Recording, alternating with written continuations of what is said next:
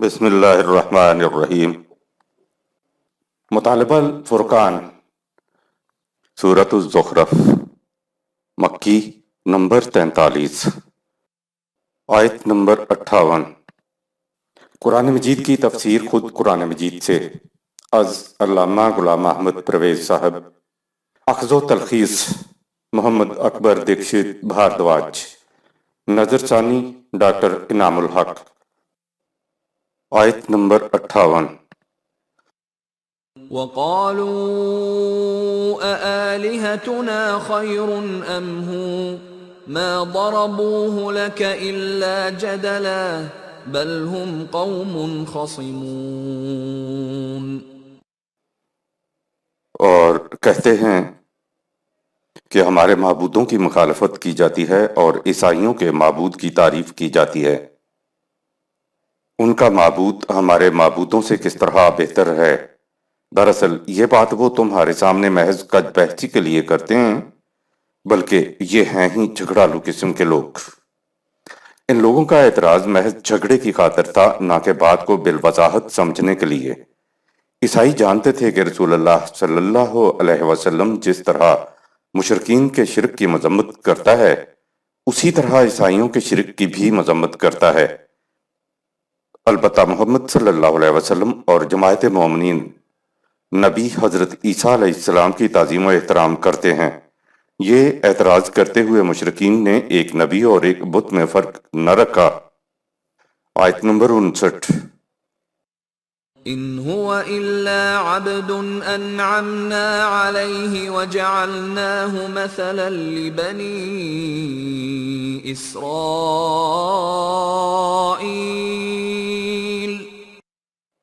عیسیٰ علیہ السلام تو ہمارا بندہ تھا جسے ہم نے وحی کی نعمت سے نوازا اور اسے بنی اسرائیل کے لیے سیرت و کردار کا مثالی نمونہ بنایا تھا۔ اس آیت میں حضرت عیسیٰ علیہ السلام کو عبدن کہا ہے۔ عبد کے معنی ہیں کہ ایک خدا کے سامنے جھک کر دنیا کے آستانوں سے سرفراز ہو جانا۔ سجدہ کے معنی خدا کے احکام کی اطاعت ہے۔ جس قدر انسان زیادہ اس کی اطاعت کرتا چلا جائے وہ اسجدہ واقترب، سورہ 96 آیت نمبر 9 ہوتا چلا جائے گا، یعنی جھکتا چلا جا، اطاعت کیے چلا جا اور ہم سے قریب ہوتا چلا جا۔ رسول تو اس اطاعت میں مکمل ترین مقام پر فائز ہوتا ہے، اس لیے قرآن کریم نے ان کو عبد کہا ہے۔ اس کے معنی یہ ہے کہ وہ دنیا میں کسی اور کی محکومی اختیار نہیں کرتے، وہ صرف خدا کی محکومی اختیار کرتے تھے۔ عبدیت مقام کوئی چھوٹا شرف نہیں ہے۔ آیت نمبر 60۔ وَلَوْ نَشَاءُ لَجَعَلْنَا مِنْكُمْ مَلَائِكَةً فِي الْأَرْضِ يَخْلُفُونَ۔ اور اگر انسانوں کو فرشتے بنانا مقصود ہوتا تو ہم تمہاری جگہ زمین پر فرشتے ہی کیوں نہ بسا دیتے۔ آیت نمبر 61۔ وَإِنَّهُ لَعِلْمٌ لِلسَّاعَةِ فَلَا تَمْتَرُنَّ بِهَا وَاتَّبِعُونِ هَذَا صِرَاطٌ مُسْتَقِيمٌ۔ اور بے شک عیسیٰ علیہ السلام آنے والے انقلاب عظیم کی بہت بڑی نشانی ہے۔ اے بنی اسرائیل، اس میں شک نہ کرو اور میرا محمد صلی اللہ علیہ وسلم کا اتباع کرو، یہی زندگی کی سیدھی اور توازن بدوش راہ ہے۔ انہو، سورہ 43 آیت نمبر 61 میں ہو سے مراد حضرت عیسیٰ علیہ السلام بھی ہیں اور قرآن بھی ہے۔ علم کے معنی ہے نشانی۔ اگر انہو سے مراد حضرت عیسیٰ علیہ السلام ہیں تو وہ قیامت کی نشانی کی بجائے ایک عظیم انقلاب کی نشانی تھے۔ قرآن کریم میں الساعۃ متعدد مقامات پر آیا ہے۔ یہ لفظ ایک یکا یک آنے والے انقلاب کے لیے استعمال ہوتا ہے، اور قرآن کریم میں تو یہ اس انقلاب عظیم کے لیے لفظ آیا ہے جو نبی اکرم صلی اللہ علیہ وسلم کے ہاتھوں رونما ہوا تھا۔ الساعۃ کا ترجمہ کر دیا جاتا ہے وہ قیامت جو مرنے کے بعد آئے گی۔ انہو لا علم للساعۃ کہہ کر قرآن نے کہا یہ ہے کہ حضرت عیسیٰ علیہ السلام الساعۃ کے لیے علم ہے، نشانی ہے۔ علم کے معنی نشانی ہوتا ہے۔ تراجم و تفاسیر میں آپ کو یہ ملے گا کہ حضرت عیسیٰ علیہ السلام قیامت کی نشانی ہیں۔ حضرت عیسیٰ علیہ السلام تو رسول اللہ صلی اللہ علیہ وسلم سے 600 سال پہلے ہو گزرے، تو قیامت تو اس وقت بھی نہیں آئی، اس کے بعد بھی نہیں آئی، تو حضرت عیسیٰ علیہ السلام قیامت کی نشانی کیسے ہوئے؟ علماء کرام خود ہی ہاتھوں سے گانٹھیں لگاتے ہیں اور پھر دانتوں سے کھولنی شروع کر دیتے ہیں۔ گانٹھیں کھولنے کے لیے کہا کہ خدا نے حضرت عیسیٰ علیہ السلام کو زندہ آسمان پر اٹھا لیا اور قیامت کے قریب پھر وہ دوبارہ زمین پہ آئیں گے، اس طرح سے وہ قیامت کے آنے کی نشانی بنیں گے۔ وہ اس وقت وہاں آسمان پہ زندہ ہیں اور وہ آئیں گے تو ان کا آنا پھر قیامت کی نشانی بن جائے گا۔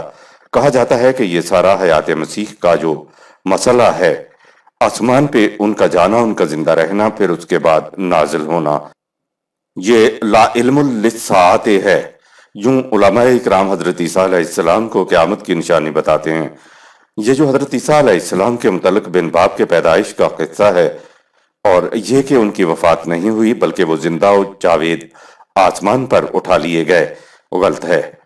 صحیح حقیقت جاننے کے لیے علامہ پرویز کی کتاب شعلہ مستور ملاحظہ فرمائیں۔ ویسے بھی حضرت عیسیٰ علیہ السلام کے زمانے میں یہ عقائد تھے ہی نہیں، یہ بہت بعد کے وضع کرتا ہے، اور ان میں زیادہ شدت جب پیدا ہوئی جب مسلمانوں سے مناظرے ہوئے۔ اہل کتاب کے پاس خدا کی نازل کردہ اصلی کتابیں نہیں تھیں۔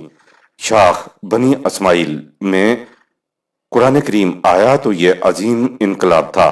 جب محمد صلی اللہ علیہ وسلم کا ذکر آتا ہے تو عیسائیوں نے حضرت عیسیٰ علیہ السلام کو بڑا کر کے دکھانے کے لیے اوپر ذکر عقائد گھڑ لیے۔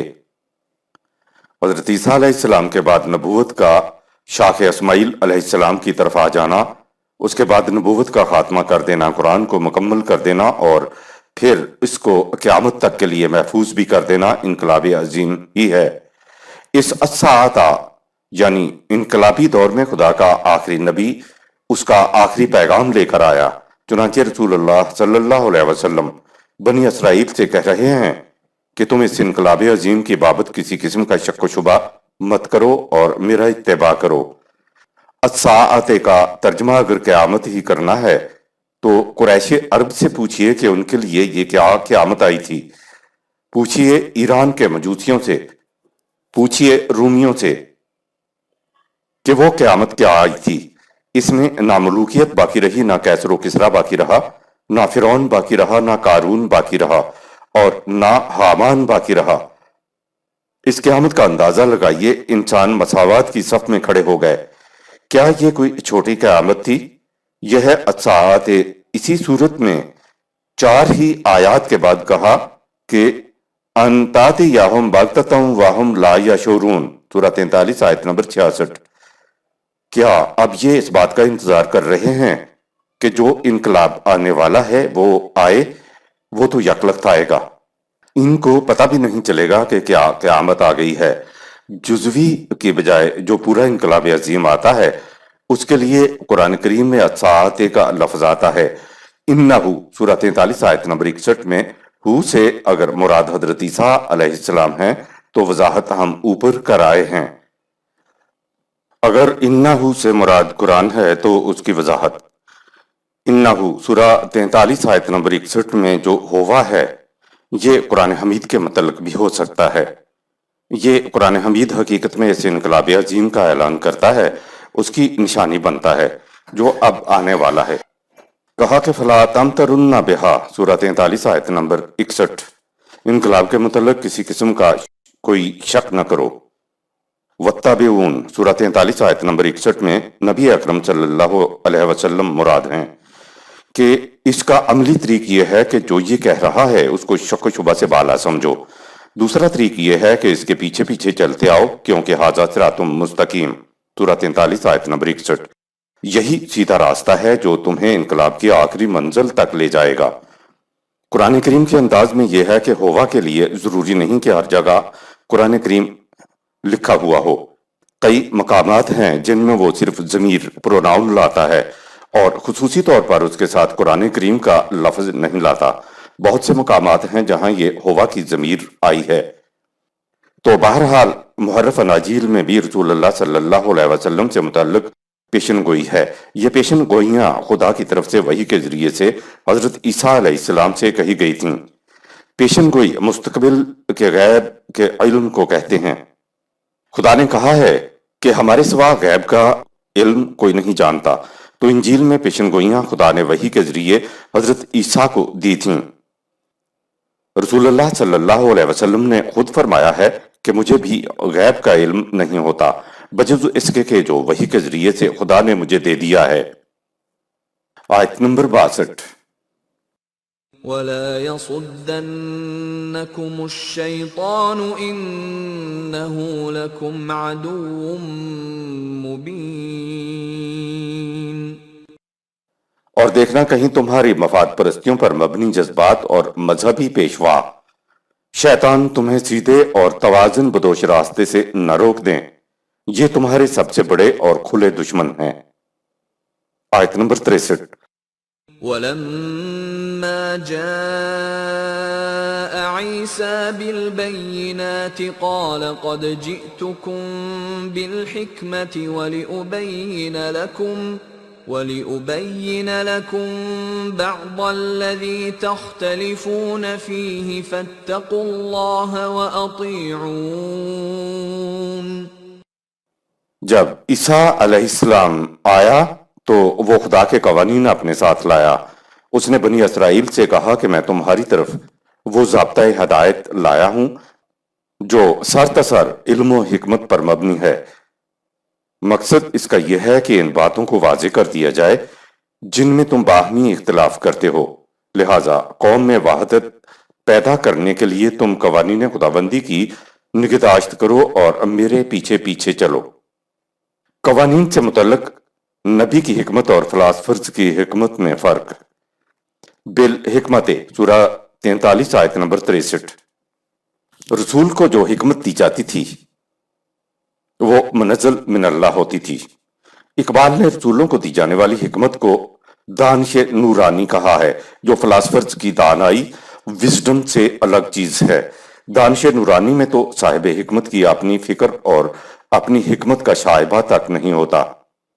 یہ خالصتاً خدا کی طرف سے عطا شدہ ایک علم ہوتا ہے جسے وحی کہا جاتا ہے۔ وحی کے ذریعے کتاب، قوانین اور حکمت یعنی قانون کی غرض و غایت دونوں دی جاتی تھیں۔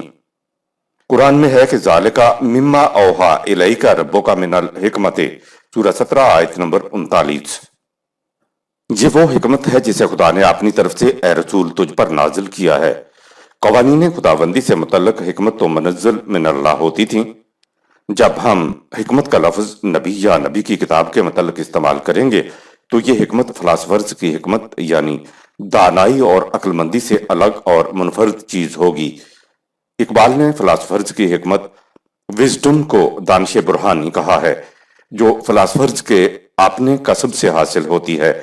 اس میں دلائل آرگومنٹس کی روح سے کسی نتیجے پہ پہنچا جاتا ہے، برہان دلائل کو کہتے ہیں۔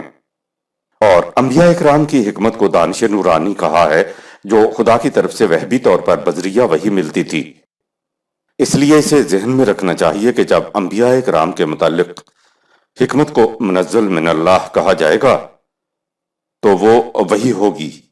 نبی اکرم صلی اللہ علیہ وسلم کی طرف سے جو وحی آئی وہ عالمینی ہے۔ حضرت عیسیٰ علیہ السلام اور اس سے پہلے انبیاء کی طرف آنے والی حکمت قومی ہوتی تھی۔ بحوالہ انجیل حضرت عیسیٰ علیہ السلام نے اپنی قوم سے کہا کہ میں بنی اسرائیل کی کھوئی ہوئی بھیڑوں کی طرف مبعوث ہوا ہوں۔ ان کی تعلیم کا دائرہ اپنی قوم کے ہی اندر تھا۔ سابقہ انبیاء کے برعکس حضور صلی اللہ علیہ وسلم کی رسالت عالمینی ہے، کیونکہ آپ صلی اللہ علیہ وسلم کی رسالت میں قیامت تک کے لیے بروئے کار رہنا ہے۔ آیت نمبر 64۔ ان اللہ هو ربی وربکم فاعبدوہ ھذا صراط مستقیم۔ یاد رکھو میرا اور تمہارا نشو و نما دینے والا اللہ ہے، لہٰذا تم صرف اس کی محکومیت اختیار کرو، यही जिंदगी का सीधा और तवाज़ुन बदोश रास्ता है। آیت نمبر 65۔ فاختلف الأحزاب من بينهم فويل للذين ظلموا من عذاب يوم أليم۔ اس کے بعد عیسیٰ علیہ السلام کے متبعین کے مختلف فرقوں نے باہمی اختلاف کیا، سو جو لوگ اس قسم کی زیادتی کے مرتکب ہوئے ان کے لیے الم انگیز عذاب کی تباہی ہے۔ حضرت عیسیٰ علیہ السلام نے بنی اسرائیل میں وحدت پیدا کر دی، لیکن ان کے بعد ان کے پیروکاروں نے باہم اختلاف کیا اور فرقوں میں تقسیم ہو گئے۔ دین میں تفرقہ پیدا کرنے کے نتیجے میں وہ الم انگیز تباہی کے مرتکب ہو گئے۔ هل ينظرون إلا الساعة أن تأتيهم بغتة وهم لا يشعرون۔ اے رسول، مخالفین تو بس آنے والے انقلاب کا انتظار کر رہے ہیں، وہ ان پر اس طرح اچانک آ جائے گا کہ انہیں خبر بھی نہیں ہوگی کہ وہ کیسے آ گیا۔ آیت نمبر 67۔ الأخلاء يومئذ بعضهم لبعض عدو إلا المتقين۔ انقلاب کے وقت تمام رشتے منقطع ہو جائیں گے، دوست ایک دوسرے کے دشمن ہو جائیں گے، البتہ متقین کے باہمی تعلقات ایمان کی بدولت بدستور رہیں گے۔ آیت نمبر 68۔ يا عباد لا خوف عليكم اليوم ولا أنتم تحزنون۔ دنیاوی انقلاب میں یوں سمجھو کہ ان متقین سے کہا جائے گا کہ اے میرے بندو، تم اس انقلاب سے مت گھبراؤ، تمہارے لیے کسی قسم کا خوف و حزن نہیں ہے۔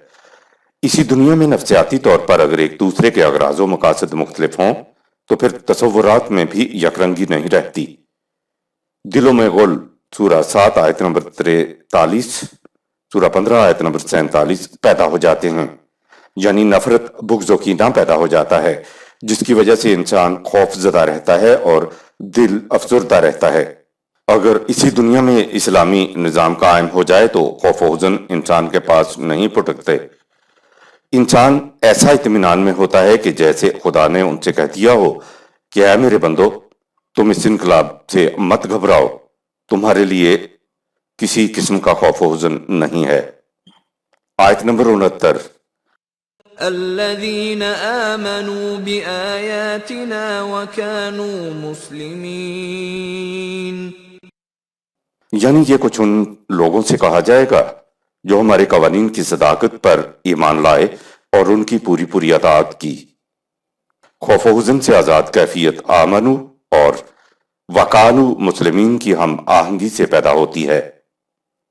خوف و حزن سورہ 43 آیت نمبر 68 سے بچے رہنے کے لیے پہلی شرط بتائی، آمنو سورہ 43 آیت نمبر 69، یعنی قوانین خداوندی کے صداقت پر ایمان چاہیے، کسی چیز کو ماننا ہے، جاننا ہے۔ اور دوسری شرط بتائی وکانو مسلمین سورہ 43 آیت نمبر 69، ایمان کے مطابق پھر عمل بھی کیا جائے۔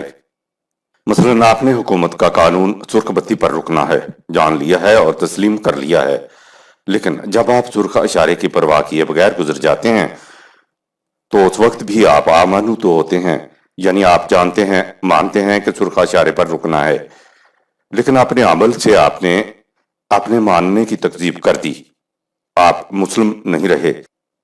لہٰذا ایمان اور عمل میں ہم آہنگی ہوگی تو کچھ فائدہ ہوگا، ورنہ کچھ فائدہ نہیں۔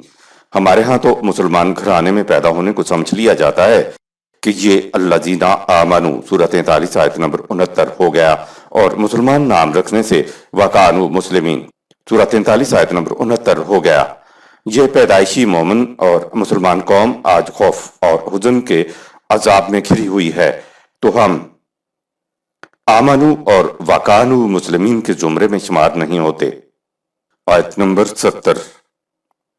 ادخلوا الجنة أنتم وأزواجكم تحبرون۔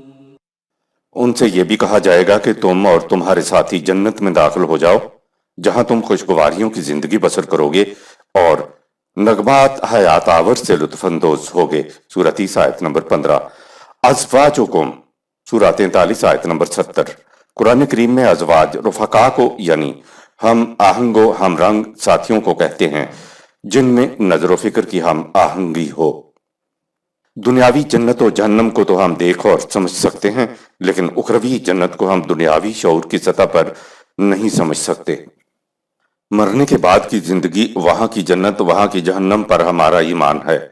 یہ ایمان کی بنیادی شرط ہے، لیکن جب دین مذہب میں تبدیل کر دیا جاتا ہے تو جنت جہنم والی یہ ساری چیزیں، یہ ساری باتیں ہم مرنے کے بعد کی قیامت پر اٹھا رکھتے ہیں۔ اس دنیا کی زندگی سے ان کا کوئی واسطہ نہیں سمجھا جاتا۔ دین میں یہ چیزیں اسی دنیا سے شروع ہو جاتی ہیں اور پھر مرنے کے بعد مسلسل آگے چلتی ہیں۔ جنتی معاشرہ یہاں قائم ہوتا ہے، جہنم کی آگ کے شعلے یہاں بھڑکتے ہیں، وہ شعلے باہر نہیں نظر آتے۔ قرآن حمید کہتا ہے کہ نار اللہ الموقدۃ التی تطلع علی الافئدۃ، سورہ 104 آیت نمبر 6-7۔ اس جہنم کی آگ کے شعلے دلوں کو لپیٹ میں لے لیتے ہیں۔ دلوں کو لپیٹ لیتے ہیں سے مراد یہ ہے کہ دل افسردہ ہو جاتا ہے۔ دل کی افسردگی کو ہی تو حزن، سورہ 43 آیت نمبر 68 کہتے ہیں۔ یاد رکھیں، دنیا میں قائم ہونے والے معاشرہ ہی سے جنت یا جہنم بنتے ہیں۔ موت کے بعد جس جنت یا جہنم سے واسطہ پڑے گا اس کے متعلق تو قرآن کریم نے حقیقی نہیں بلکہ تمثیلاً بیان کیا ہے۔ ہم دنیاوی شعور کی سطح پر سمجھ نہیں سکتے کہ اخروی جنت و جہنم کی کیفیت کیا ہوگی، اس لیے قرآن نے ان کا ذکر مثال کے طور پر کیا ہے۔ جو جنتی یا جہنمی معاشرہ اس دنیا میں قائم ہوتا ہے اس کو تو ہم دیکھ اور سمجھ سکتے ہیں۔ محمد الرسول اللہ صلی اللہ علیہ وسلم والذین معہ نے اسی دنیا میں جنتی معاشرہ قائم کر کے دکھا دیا تھا، اور جہنمی معاشرے میں تو ہم رہ ہی رہے ہیں۔ آیت نمبر 71۔ يطاف عليهم بصحاف من ذهب وأكواب وفيها ما تشتهيه الأنفس وتلذ الأعين وأنتم فيها خالدون۔ وہاں سونے کی تشتریوں اور پیالوں میں کھانے پینے کی چیزیں ان کے گرد گردش میں ہوں گی۔ وہاں وہ سب کچھ ملے گا جس کی آرزو ان کے دل میں پیدا ہوگی اور جو ان کی آنکھوں کے لیے ٹھنڈک کا موجب ہوگا۔ ان سے کہا جائے گا کہ اب تم اس میں ہمیشہ رہو۔ فردوس گوشو جنت نگاہ یعنی آنکھوں کے لیے ٹھنڈک اور کانوں کے لیے موسیقی کا بندوبست۔ قرآن جنت کا بیان تمثیلی انداز میں کرتا ہے۔ کہا مثل الجنت التی وعد المتقون، سورہ 13 آیت نمبر 35۔ متقین کے لیے جو وہاں کی جنت کا وعدہ ہم نے کیا ہے اس کی مثال یوں سمجھو، اور پھر اس کے بعد سب کچھ کہا ہے کہ تجری من تحتہا الانہار اکلہا دائم و ظلہا، سورہ 13 آیت نمبر 35۔ درختوں کے نیچے پانی بہ رہا ہے، پھلدار درخت ایسے ہیں جن کا پھل کبھی ختم ہی نہیں ہوتا، نہ ان کا سایہ ختم ہوگا نہ ان کے پھل ختم ہوں گے۔ زیر غور آیت میں کہا وَتَلَذُّ الْأَعْيُنُ، سورہ 43 آیت نمبر 71۔ ان کے لیے نگاہ کی تسکین کا بھی سامان ہے۔ اس کے لیے اقبال نے جنت نگاہ کی اصطلاح وضع کی۔ اس سے پچھلی آیت میں جنت کے لیے لفظ تحبرون، سورہ 43 آیت نمبر 70 آیا ہے۔ اس کے لیے اقبال نے فردوس گوش کی اصطلاح وضع کی۔ وَتَلَذُّ الْأَعْيُنُ، سورہ 43 آیت نمبر 71 اور تحبرون، سورہ 43 آیت نمبر 70، دونوں کے لیے اقبال نے فردوس گوش و جنت نگاہ کی اصطلاح وضع کی، یعنی وہ جنت جو آنکھوں کو بھلی لگے اور کانوں کو بھی بھلی لگے۔ تحبرون، سورہ 43 آیت نمبر 70 میں سریلی آواز اور موسیقی سب آ جاتے ہیں۔ ایک دوسرے مقام پہ جنت کی کیفیت بتائی کہ والدینا مزید، سورہ 50 آیت نمبر 35۔ جو تمہاری خواہش ہوگی وہ پوری ہوگی، اور ہمارے پاس تو دینے کے لیے اس سے بھی بہت زیادہ ہے۔ انسان اپنی موجودہ حالت اور کیفیت کے مطابق ہی چاہ سکتا ہے، لیکن خدا کو تو معلوم ہے کہ انسان کو ارتقاء کے اگلے مرحلوں میں کیا کچھ ضرورت ہوگا، اس لیے کہا کہ والدینا مزیدن، سورہ 50 آیت نمبر 35، ہمارے پاس دینے کے لیے اور بہت کچھ ہے۔ بہرحال انسان کے دنیاوی شعور کے بارے میں کہا کہ فلا تعلم نفس ما اخفی لهم من قرۃ اعین، سورہ 32 آیت نمبر 17۔ اپنے دنیاوی سطح پہ کوئی یہ بات نہیں سمجھ سکتا کہ اس کی نگاہوں کی ٹھنڈک کا جو سامان ہم نے وہاں رکھا ہے وہ کیسا ہے۔ آیت نمبر 72، وَتِلْكَ الْجَنَّةُ الَّتِي أُورِثْتُمُوهَا بِمَا كُنْتُمْ تَعْمَلُونَ، کہا جائے گا کہ یہ وہ جنت ہے جس کے تم اپنے اعمال کے نتیجے میں مالک بنائے گئے ہو، لہٰذا اس کے چھن جانے کا سوال ہی پیدا نہیں ہوتا۔ نہ تو جنت کسی کی سفارش یا شفاعت سے ملے گی اور نہ بخشش میں، یہ اعمال کے بدلے میں ملے گی۔ اعمال کے فطری نتیجے کے علاوہ جنت کسی اور طرح سے نہیں مل سکتی۔ اسی کو اقبال نے یوں کہا کہ جنت تیری پنہاں ہے تیرے کونے جگر میں۔ آیت نمبر 73، لَكُمْ فِيهَا فَاكِهَةٌ كَثِيرَةٌ مِّنْهَا تَأْكُلُونَ، اس میں تمہارے کھانے کے لیے بکثرت پھل موجود ہیں۔ خدا جنتیوں کے لیے پھل کہیں سے امپورٹ نہیں کرے گا۔ تمثیلاً یوں سمجھو کہ پھل اور دوسری نعمہ اعمال کے فطری نتیجے کے طور پر چاہتے ہی سامنے ہوں گی۔ چاہتے ہی کیسے سامنے ہوں گی ہم دنیاوی شعور کی سطح پر نہیں سمجھ سکتے۔ جنت کی نعمہ کے لیے کہا کہ لا ممنوعۃ، سورہ 56 آیت نمبر 33، نعمہ خداوندی کو استعمال کرنے پر کوئی روک ٹوک نہیں ہوگی۔ جب نعمہ خداوندی فراوانی کے ساتھ ہوگی تو جو چاہے استعمال کر لے۔ آیت نمبر 74، ان المجرمین فی عذاب جہنم خالدون، متقین کے برعکس مجرمین ہمیشہ رہنے والے جہنم کے عذاب میں ہوں گے۔ جرم کہتے ہیں دوسروں کے درخت کا پھل کاٹ کر اپنے گھر لے جانا، یعنی دوسروں کی محنت کے اجر کو سلب کر لینا۔ آیت نمبر 75، لا يفتر عنهم وهم فيه مبلسون، ان کے عذاب کی شدت میں قطعاً تخفیف نہیں ہوگی اور ان پر یکسر مایوسی چھا جائے گی۔ عذاب کی شدت کو یوں بیان کیا کہ ان پر مایوسی چھا جائے گی، یعنی عذاب سے چھٹکارے کی ساری امیدیں ختم ہو جائیں گی۔ اگر امید کی کوئی کرن بھی باقی ہو تو پھر آدمی نہیں مرتا۔ عذاب تو وہ ہوتا ہے کہ جس سے نکلنے کی کوئی امید باقی نہ رہے۔ آیت نمبر 76، وما ظلمناهم ولكن كانوا هم الظالمين، عذاب میں ماخوذ لوگوں پر کسی قسم کی زیادتی نہیں ہوگی، کیونکہ عذاب اس ظلم اور زیادتی کا نتیجہ ہوگا جو انہوں نے خود اپنے اوپر کی تھی۔ آیت نمبر 77، ونادوا يا مالك ليقض علينا ربك قال إنكم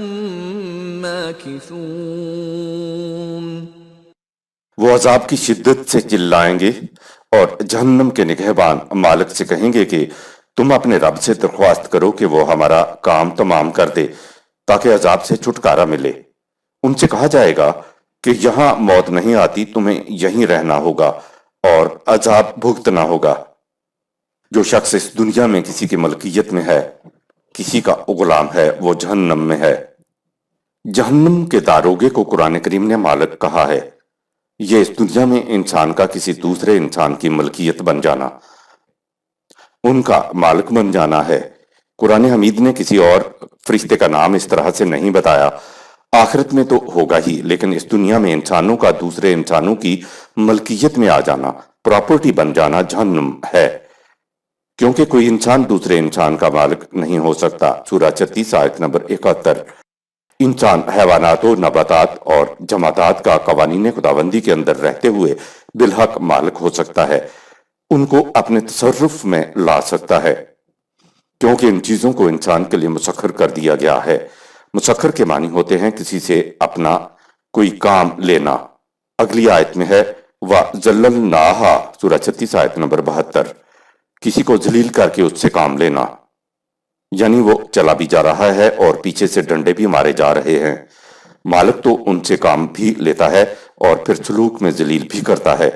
اگلی آیت میں ہے کہ وَلَهُمْ فِيهَا مُنَافِعٌ سورہ 36 آیت نمبر 73۔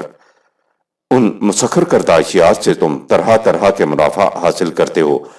اگر انسانوں کی کیفیت دوسرے انسانوں کے ساتھ مسخر کردہ اشیاء کی طرح ہو جائے تو اسے ملکیت کہیں گے، اور اس کیفیت میں مبتلا انسان اسی دنیا میں جہنم میں ہوتے ہیں۔ ایسی کیفیت میں وَيَأْتِيهِ الْمَوْتُ مِنْ كُلِّ مَكَانٍ وَمَا هُوَ بِمَيِّتٍ سورہ 14 آیت نمبر 17۔ چاروں طرف سے موت آتی دکھائی دے گی لیکن وہ مریں گے نہیں۔ موت سے چھٹکارا ہو جائے تو وہ عذاب کیسا دوسرے مقام پہ ہے، ثُمَّ لَا يَمُوتُ فِيهَا وَلَا يَحْيَا سورہ 87 آیت نمبر 13۔ اس میں نہ وہ مردہ ہوں گے نہ زندہ ہوں گے، یعنی ارتقاء کے اگلے مراحل طے کرنے کے لیے وہ مردہ ہوں گے اور عذاب کی شدت کو برداشت کرنے کے لیے وہ زندہ ہوں گے۔ آیت نمبر 78۔ لقد جئناكم بالحق ولكن أكثركم للحق كارهون۔ ان سے کہا جائے گا کہ ہم نے تمہاری طرف اس ضابطۂ حیات کو بھیجا جو یکسر حق و صداقت پر مبنی تھا، لیکن تم میں سے اکثر نے اس حق کو ناپسند کیا۔ یہ عذاب اسی کا نتیجہ ہے۔ جہنمی معاشرے کے برعکس جنتی معاشرہ کی کیفیت۔ جنتی معاشرے میں یوم لا تملک نفس لنفس شیئا سورہ 82 آیت نمبر 19۔ کوئی انسان کسی دوسرے انسان کا مالک نہیں ہوتا۔ آگے ہے وَالْأَمْرُ يَوْمَئِذٍ لِلَّهِ سورہ 82 آیت نمبر 19۔ اس دور میں حکومت صرف خدا کی یعنی قوانین خداوندی کی ہوتی ہے اور تمام امور کا فیصلہ قوانین خداوندی کے مطابق ہوتا ہے۔ خدا کی حکومت کا عملی نشان یہ ہے کہ کوئی انسان کسی دوسرے انسان کا مالک نہیں ہوتا۔ مالک تو انسان اشیاء کائنات کا ہو سکتا ہے، انسانوں کا مالک نہیں ہو سکتا، کیونکہ وَلَقَدْ كَرَّمْنَا بَنِي آدَمَ سورہ 17 آیت نمبر 70۔ ہر انسان کو ہم نے واجب التکریم پیدا کیا ہے، تو کوئی انسان دوسرے انسان کا مالک کیسے ہو سکتا ہے؟ قرآن نے انسانوں کے بارے میں کہا رب الناس مالک الناس سورہ 114 آیت نمبر 1-2۔ خدا کو حق حاصل ہے کہ انسانوں کا مالک بنے، ان کو اپنے حکم کے تابع چلائے، لیکن انسانوں کی اپنی مرضی سے، اور یوں یہ الہ الناس سورہ 114 آیت نمبر 3 بنتا ہے۔ خدا معبود اور پرستیدہ نہیں کہ جس کی پرستش کی جائے، یہ صاحب اقتدار ہے، رب الناس ہے۔ سورہ 114 آیت نمبر 1 بننے کے بعد ہی وہ مالک الناس سورہ 114 آیت 2 بنتا ہے۔ الہ الناس سورہ 114 آیت نمبر 3 بنتا ہے۔ خدا کسی انسان کا یہ دعویٰ نہیں مانتا کہ انا ربکم الاعلی سورہ 89 آیت نمبر 24۔ یہ تو فرعون کا دعویٰ ہے کہ تمہاری پرورش میں کرتا ہوں، کھانے پینے کو میں دیتا ہوں، میں ہی تمہارا انداتا ہوں، اس لیے تمہارا سب سے بڑا رب میں ہی ہوں۔ آیت نمبر 89۔ ام ابرموا امرا فإنا مبرمون۔ اے رسول، تمہارے خلاف تمام تدبیروں کو مخالفین نے اپنی طاقت کے مطابق مستحکم کر لیا ہے۔ اس کے جواب میں ہم نے بھی اپنی تدبیروں کو مستحکم بنا رکھا ہے۔ حضرت اے چیرہ دستہ سخت ہیں فطرت کی تعزیریں، خدا کی تدبیر کا کوئی توڑ نہیں ہو سکتا۔ آیت نمبر 80۔ ام يحسبون اننا لا نسمع سرهم ونجواهم بلى ورسلنا لديهم يكتبون۔ کیا ان کا خیال ہے کہ ان کی خفیہ سازشوں سے ہم بے خبر ہیں؟ ان کا خیال غلط ہے۔ ہمارے فرستادے ہر وقت ان کے ساتھ رہتے ہیں اور ان کا ریکارڈ مرتب کرتے جاتے ہیں۔ آیت نمبر 81۔ قل ان كان للرحمن ولد فانا اول العابدين۔ ان سے کہہ دو کہ اگر خدائے رحمان کی کوئی اولاد ہوتی تو سب سے پہلا شخص میں ہوں گا جو ایسے خدا سے بیزاری اور نفرت کا اعلان کر دے۔ تراجمہ و تفاسیر کہ خدا کا بیٹا ہو تو میں سب سے پہلے اس کی پرستش کروں گا، اسلام کی عمارت کو گرا دیتا ہے۔ कोई सा तर्जमा या तफसीर उठाकर देख लें, आपको ये तर्जमा मिलेगा कि ऐ रसूल उनसे कह दो कि अगर रहमान का कोई बेटा है तो मैं पहला शख्स हूंगा जो बेटे की परस्तिश करेगा। इस तर्जमा की रूह से ईसाइयों ने कहा कि ठीक है, हम हजरत ईसा अलैहिस्सलाम को खुदा का बेटा तस्लीम करते हैं और उसकी परस्तिश भी करते हैं, लेकिन आप उसे बेटा नहीं मानते, लेकिन परस्तिश से तो आपका रसूल भी इनकार नहीं कर रहा है। अमूमी तराजम की रूह से माअज़ल्लाह आप सल्लल्लाहु अलैहि वसल्लम कह रहे हैं कि अगर साबित हो जाए कि खुदा का कोई बेटा है या ईसा ही बेटा है तो मैं सबसे पहले उसकी परस्तिश करूंगा। क्या यही है तौहीद? क्या यही है रसालत? अमूमी तराजम की रूह से माअज़ल्लाह माअज़ल्लाह, खुदा रसूल की जुबान से कहलवा रहा है कि अगर रहमान का बेटा हो तो मैं सबसे पहले उसकी परस्तिश करूंगा। ये जो फा अना अव्वलुल आबिदीन सूरह 43 आयत नंबर 81 है, इसमें आबिदीन है जिसका मादा ऐन बे दाल अबद है, इसी से अल्फाज इबादत और माबूद भी हैं। अरबी जुबान में इसी मादा से आबिदा याबुदू है। अरबी जुबान बड़ी नाजुक है, बड़ी साइंटिफिक है। इसमें जेर और जबर के बदलने से मफहूम में बुनियादी फर्क पैदा हो जाता है। मसलन अबदा में ऐन पर बे और दाल पे तीनों हरूफ पे जबर है, यानी याबुदा मजारे बनता है, उसमें पे के ऊपर पेश है। आबदा याबुदा के मानी होते हैं किसी की महकूमी इख्तियार करना। आबदा याबुदा के अल्फाज के मानी प्रस्तुत करना, अतात करना है, और यहीं से आबेदा याबेदो बे के नीचे जेर के साथ है। याबदो जो मजारे है, इसमें बे के नीचे जेर से अब आबेदा याबुदा के मानी हो जाएंगे इनकार करना, किसी से नफरत करना। लिहाजा आयत जेरे गौर सूरह 43 आयत नंबर 81 में कहा यह गया है कि तुम कहते हो कि खुदा का एक बेटा भी है, ऐसा खुदा कि जिसका बेटा भी हो, मैं सबसे पहले उसका इनकार करने वाला हूं। यहां वही लफ्ज है, वही जुबान है, कहीं से देख लें कि इसमें दोनों चीजें मौजूद हैं या नहीं। इस आबेदा याबेदो के मानी नफरत बेजारी का इजहार करना है। आबेदो और इबादो आबदो की जमा है।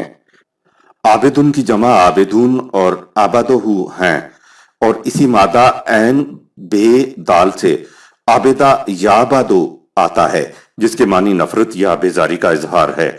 आपने देखा कि अमूमी तर्जमा सारे इस्लाम ही को उलट देता है। ये गलत तर्जमा और तफसीर क्यों चले आ रहे हैं? ये इसलिए कि बस पहले किसी ने लिख दिया, पीछे सारी भेड़ें चली आ रही हैं। आज भी यही तर्जमा हो रहा है, आज भी यही तफसीर हो रही है। उलमाए इकराम के यहाँ जो अरबी ज़बान की लुग़त की किताबें हैं, उनमें आज भी ये दोनों चीज़ें लिखी हुई हैं। वहीं से हम लाए हैं और हमने मुरवजा तर्जमा से मुख्तलिफ तर्जमा किया है। अगर आबिदीन को आबदा याबुदो ही से फाइल माना जाए तो इसके मानी फरमाबरदार के होंगे। इस शक्ल में इस जुमला शर्तिया का मफहूम यह होगा कि अगर तुम खुदा का बेटा मानते हो और तुम मुझे कहते हो कि मैं उस खुदा की परस्तिश करूं, उस खुदा को खुदा मानूं और खुदा का बेटा भी हूं, तो उस खुदा को मेरे साथ सलाम। मैं तो उस खुदा को खुदा ही नहीं मानता। अगर रहमान का बेटा है तो मैं उसे खुदा ही मानने को तैयार नहीं हूं। मैं तो सबसे पहला शख्स हूंगा जो ऐसे खुदा से बेजारी और नफरत का ऐलान कर दे। आयत नंबर 82। सुब्हान रब्बिस समावाति वल अर्दि रब्बिल अर्शि अम्मा यसिफून। मैं जिस हस्ती को खुदा मानता हूं वो औलाद के बातिल तस्वर से बहुत दूर है, पाक है। वो तमाम कायनात की पस्तियों और बुलंदियों का रब और आका है। वो उन सब की नशो नुमा कर रहा है और सबका मरकजी कंट्रोल उसी के हाथ में है। खुदा अमले तौलीद प्रोक्रिएशन से बहुत बुलंदोबाला है। कुरान करीम इस आयत में बयान करता है कि खुदा तो इन तसव्वुरात से बहुत बुलंद है जो तुम उसके मुतल्लिक कायम किए हुए हो कि उसका बेटा भी है। माअज़ल्लाह, वो खुदा तो रब्बुस समावात वल अर्ज़ सूरह 43 आयत नंबर 82 है, और रब्बुल अर्श सूरह 43 आयत नंबर 82 भी है। इसके मुतल्लिक इस किस्म के बातिल तस्वुरात ज़हन में कायम कर बैठे हो तो सुनो, वो इससे बहुत बुलंदोबाला है। لم یلد ولم یولد سورہ 112 آیت نمبر 3۔ نہ اس کا کوئی بیٹا ہے نہ وہ کسی کا بیٹا ہے، اس نے تمام ذی حیات کو عمل تخلیق سے پیدا کیا ہے، نہ کہ عمل تولید پروکریشن سے۔ میں تو اس خدا کو خدا مانتا ہوں، لیکن جس خدا کا بیٹا بھی ہو میں اس کو خدا نہیں مانتا۔ آیت نمبر 83۔ فذرهم يخوضوا ويلعبوا حتى يلاقوا يومهم الذي يوعدون۔ اے رسول انہیں ان کے حال پر چھوڑ دو کہ یہ اپنی اس قسم کی لغو باتوں اور بے معنی حرکتوں میں الجھے رہیں تا آنکھ ظہور نتائج کا وقت ان کے سامنے آ جائے جس سے انہیں متنبہ کیا جا رہا ہے۔ عمل کی بجائے صرف باتیں کرنے والے جہنم میں جائیں گے۔ نیز ان کی دوسری خصوصیات سمجھانے کے باوجود اگر یہ لوگ نہیں مانتے تو کہا کہ فذرہم سورہ 43 آیت نمبر 83، انہیں ان کے حال پر چھوڑ دو، اپنی جان مت کھپاؤ۔ جن لوگوں کے بارے میں کہا کہ تم انہیں ان کے حال پہ چھوڑ دو، ان کا جرم کیا تھا؟ کہا کہ یخوضو و یلعبو سورہ 43 آیت نمبر 83۔ یخوضو سورہ 43 آیت 83 کے معنی ہوتے ہیں صرف باتیں کرتے رہنا، بیانات جاری کرتے رہنا، تقریریں کرتے چلے جانا۔ کہا ہے کہ چھوڑ دو ان کو، یہ کسی کام کے نہیں ہیں، عمل کرنے سے بیزار ہیں، کیونکہ لما تاکولون ما لا تفعلون سورہ 61 آیت نمبر 2۔ جو کچھ تم کر کے نہیں دکھاتے زبان سے کیوں کہتے ہو؟ ایسے لوگوں کے بارے میں کہا ذرہم سورہ 43 آیت نمبر 83، انہیں اپنے حال پر چھوڑ دو، یہ کسی کام کے نہیں ہیں۔ ایسے ہی لوگوں کے بارے میں دوسرے مقام پہ ہے کہ یہ مجرم جہنم میں جائیں گے تو ان سے پوچھیں گے کہ ما سلککم فی سقر سورہ 74 آیت 42۔ جہنم کا پاسبان پوچھے گا کہ تم نے کون سے ایسے جرائم کیے کہ جہنم میں آ گئے؟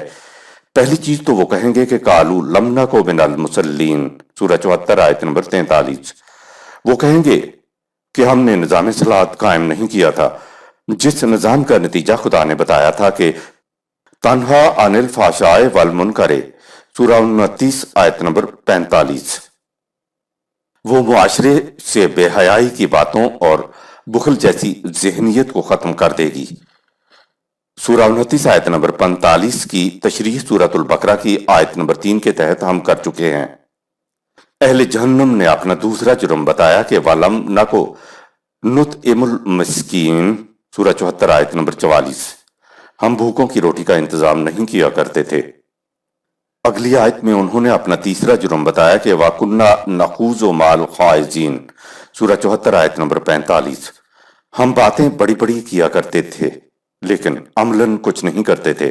اور یوں وَكُنَّا نُكَذِّبُ بِيَوْمِ الدِّينِ سورہ 74 آیت نمبر 46، ہم عملاً اس یوم الدین کی تکذیب کیا کرتے تھے، یعنی زبان سے مانا تو کرتے تھے کہ قیامت آنی ہے، لیکن عملاً اس کی تکذیب کرتے تھے کہ کہاں کی قیامت، کہاں کا خدا، کہاں کے اعمال، ہم اکیلے باتیں نہیں بنایا کرتے تھے۔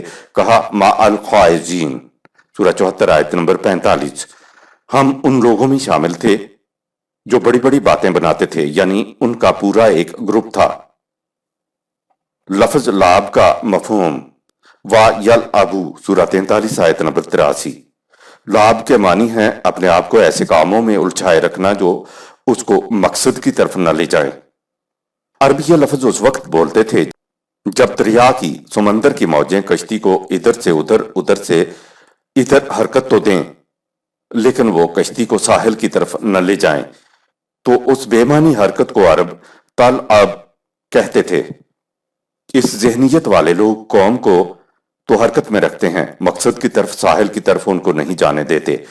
قرآن نے کہا کہ چھوڑو ان بیکار لوگوں کو اور اپنے پروگرام کو ان لوگوں کے ساتھ مل کر تکمیل تک پہنچاؤ جو اگرچہ کم ہیں مگر کریں زیادہ۔ ان کا ہر چپو کشتی کو ساحل کی طرف لے جانے والا ہے۔ آیت نمبر 84۔ وَهُوَ الَّذِي فِي السَّمَاءِ إِلَٰهٌ وَفِي الْأَرْضِ إِلَٰهٌ وَهُوَ الْحَكِيمُ الْعَلِيمُ۔ یہ انتباہ اس خدا کی طرف سے ہے جس کا قانون خارجی کائنات میں از خود کار فرما ہے، اور اعمال کے نتیجہ کے لیے خود انسانی کائنات میں بھی ساری کائنات کی زمام اقتدار اس کے ہاتھ میں ہے، اور یہ تمام نظم و نسق علم و حکمت کی بنا پر ہے۔ خدا کائنات میں الہ السماوات بالجبر ہے، لیکن اس کو انسانی کائنات میں الہ الارض بالرضا بنانا ہوتا ہے۔ خدا خارجی کائنات میں الہ السما ہے، یعنی اس کے طبعی قوانین کائنات میں از خود جاری و ساری ہیں۔ انسان بھی اسی کائنات کا ایک حصہ ہے۔ انسان کے طبعی جسم پر تو طبعی قوانین ہی از خود لاگو ہوتے ہیں، لیکن انسان کے اندر ایک ذات بھی ہے۔ ذات کی دنیا کو انسانی کائنات یا ارض کی کائنات کہتے ہیں۔ ذات پر طبعی قوانین لاگو نہیں ہوتے۔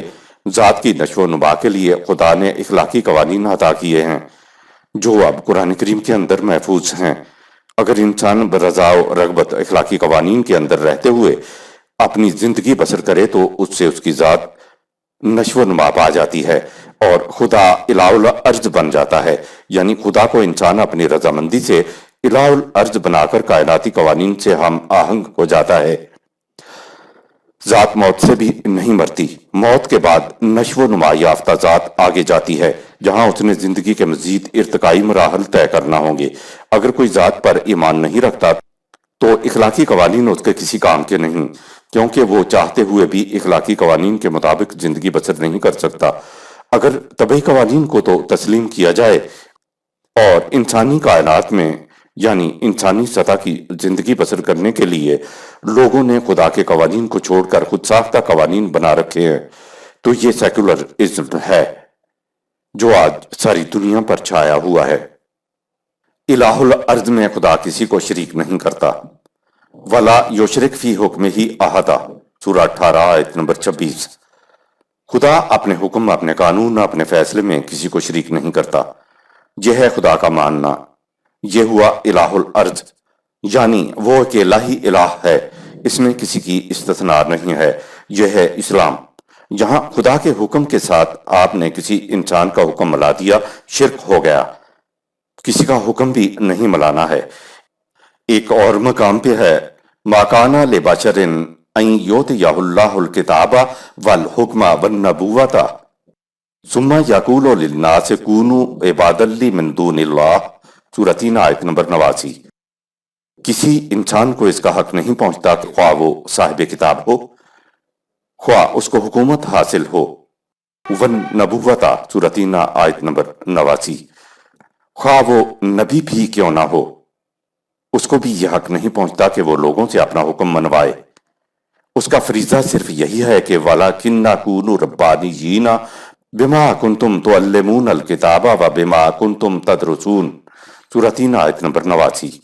وہ لوگوں سے کہے کہ وہ کتاب جس کو تم پڑھتے ہو، جس پہ غور و فکر کرتے ہو، اس کتاب کی اطاعت کرتے ہوئے ربانی بنو۔ ایک اور مقام پہ ہے کہ وَمَن لَّمْ يَحْكُم بِمَا أَنزَلَ اللَّهُ فَأُولَٰئِكَ هُمُ الْكَافِرُونَ، سورہ 5 آیت نمبر 44۔